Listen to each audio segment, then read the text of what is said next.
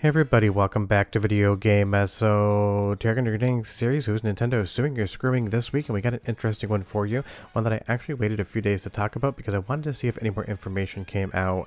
But users are reporting that used Switch 1 games that apparently have already been dumped have been actually causing their systems to get banned by Nintendo from online support for the Switch 2. And to say that I got more than a few messages about this would be an understatement. My inbox on Twitter, Reddit, and everywhere else lit up like Clark Griswold's Christmas tree and Christmas vacation. So we're going to talk about all of what's going on here, see the veracity of it, and how it could possibly be happening. Before we get too far involved though, do me a huge favor, down below, hit like and subscribe and ring that notification bell, definitely helps us out. And if you feel so inclined to want to support the channel, we got a Patreon link down below as well.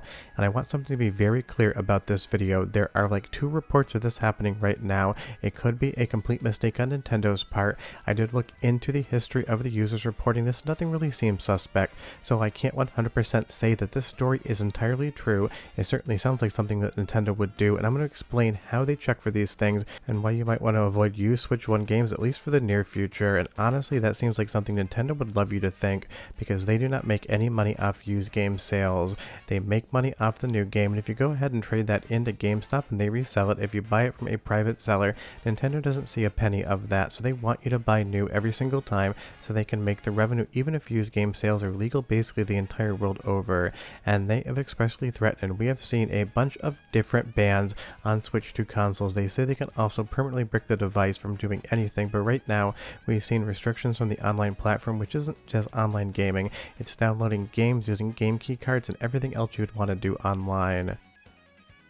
And that's initially what we saw as far as reports were concerned. People were testing different carts on Switch 2, the MIG Switch specifically, and while they would work for a bit, it would end up getting the consoles blocked or restricted by Nintendo. Now, if this happens, you can't go online, you can't download game updates, you can't download the content from game key cards from what I have seen from reports. So basically, it's almost like your console is bricked. It just isn't 100% completely useless, but it's getting really close to that paperweight status. And that is definitely something you do not want to have happen to your brand new investment. And this is what I talked about in previous videos, that you could end up doing nothing quote unquote wrong and still ending up getting caught in one of Nintendo's checks on some of these games, because we obviously know Nintendo, more so than any other hardware manufacturer, is absolutely balls to the walls aggressive with stuff like this. They want to nail your ass if you're doing anything wrong in their eyes, and even if the person that owned the cart before you technically did the thing that would be impermissible in Nintendo's eyes, if you're the person that ends up holding onto it, possession in Nintendo's example is 9/10 of the law, and they're going to hit you for it as well, because Nintendo's been going after these devices for a ton of time, and they're not going to stop anytime soon. But let's take a look at what's actually going on here. Let me explain the technology and science behind it. They talk about the fact that if a bad actor dumped that original Switch game, that could end up actually causing you issues if you buy it secondhand, and that is because every single Switch game is serialized with its own unique identifier, and that's how Nintendo's going to be able to tell if you've done this or not based upon the telemetry data that gets sent back to Nintendo when you pop in a cartridge. Now here's 2 different original Switch games. I have Metroid Dread and I have Streets of Rage 4, and I hate to admit it, but Metroid Dread is still in my shame pile. I bought this damn thing brand new and I have not yet opened it, but these 2 are games that I purchased originally. Metroid Dread completely sealed, so that would never be an issue whatsoever as to whether or not that game could have been dumped. But Streets of Rage 4, I know I purchased it, unwrapped it, so I'm safe. But if you just found this thing lying on the street and you picked it up, you would have no idea what was done with it whatsoever. So if you take a look at the cartridge in and of itself, this has a unique key that identifies this specific cartridge, not just the game. So let's say that number is 123456, same as my luggage. Comment down below what that's a reference to. Now say this was dumped and somebody else is using a flash cart and playing Streets of Rage 4 with the same code 123456. Now suddenly Nintendo sees 2 consoles using the same cartridge key at the same time in some instance or another, and what Nintendo does with that information is they say piracy has occurred, and therefore the copy of the game you bought used would technically be considered pirated, and that's the facts.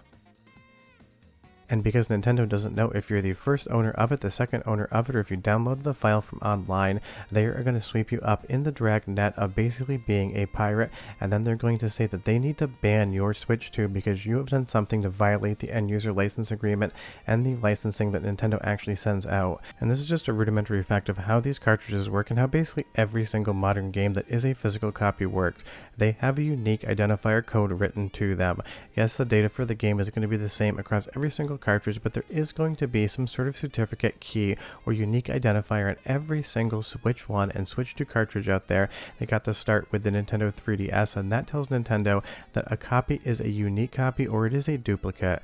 Now if we move over to Reddit, this is the person talking about this, one of the two instances I was able to find, and they said that their Switch 2 was banned immediately after, like the day after, that they had purchased 4 used games on Facebook Marketplace and installed updates to them. Now of course it is the internet, and without verifying with a specific user, I do have to caveat the statement to say this could be entirely false. I don't believe it is. This sounds like something Nintendo would do. They've done it in the past with people, but of course I do have to leave the asterisk out there that you never know what's going on. But if I take my Switch 2 and I put my copy of Streets of Rage 4 in again, I open this from new, it has never left my possession, I know that the unique identifier on that cartridge is only ever pinged on one account, which I am logged into now. Now of course I could give this cartridge to somebody else, but then they'd be able to play the game, not me, so there would be no instance in which there could be 2 copies with the unique key running at the exact same time.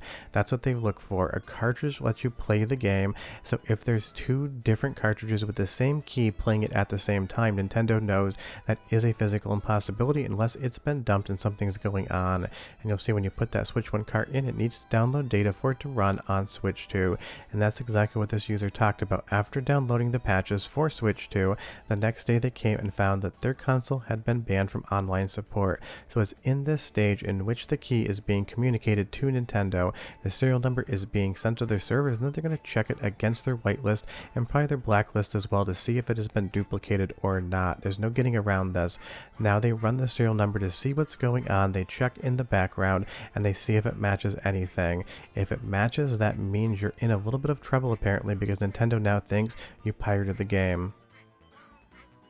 And again, you could have bought this thing secondhand from GameStop, you could have bought it secondhand from a friend that didn't tell you what they did with it, Facebook Marketplace, eBay. Imagine all the places you can buy used games, and imagine all the people that may have potentially dumped those games to use a MIG switch or otherwise.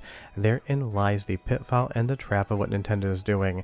You cannot verify that it was you that bought the game secondhand. Now apparently this user did contact Nintendo and they said they had their console unbanned. I wouldn't trust that Nintendo's going to do that for every single person, but that is what they stated. But again, this is a really bad situation unless you're the original owner of a cartridge, because if you go to a store and you look at that used cartridge, you now have to think to yourself, has this been dumped, and is that unique key somewhere else online on some server somewhere, and Nintendo is going to see it and then decide you using the cartridge have done something wrong, because that is the situation. You can do absolutely nothing wrong and still end up completely screwed by Nintendo just because they think you're part of something widespread. And again, talking about these certificates here, that is just how they follow the tracks on these games. Think of it like any other tech device. It has a serial number. Now, a device with the same serial number shouldn't be logging in from 2 different places in the world at the same time. That would mean it's been duplicated. And here, with these key numbers, if 2 keys are being used across 2 different platforms as a cartridge, Nintendo knows that isn't possible. You didn't just snap your fingers and somehow clone your own cartridge. And it is one of those things. Backups are permissible, but Nintendo says they aren't. And because Nintendo has the gold, they get to make the rules. That is the Nintendo golden rule after all. And with stuff like the game key cards, you have to have online access to be able to even download the data for the games you bought. This is basically, in essence, in my opinion, a soft brick. If you can't put this cart in and actually get the files you need because you purchased a used game and Nintendo decided to block your Switch 2 console and not unlock it, then it basically is, in essence, in my opinion, brick, because you can't play the games you actually purchased. And that is one of the most consumer unfriendly things out there. Now again, I know this story started coming out late on the 8th and mostly on the 9th, but I really did want to sit around on this thing because I was thinking to myself, maybe someone post a haha gotcha, this wasn't true whatsoever statement. But as of the recording of this audio, 2 hours and 15 minutes before you're going to be watching it, I couldn't find anything to contradict this whatsoever. It has not been refuted, therefore it could in fact be fact. but that's what Nintendo apparently is doing now. Used Switch 1 games are being checked on the server for those unique identifiers, and if it pings, you can end up with your Switch 2 console completely banned from online support, which is going to be an epic disaster. I'm sure you're going to hear a lot more about this in the future, and if this story does update, I will definitely let you know. But that's the current situation. Yes, I have a Switch 2. Yes, I rag on Nintendo all the time, but I'll be doing some fun videos on it, so stay tuned for that. But be careful with used games, and I'll see you guys next time. Bye-bye.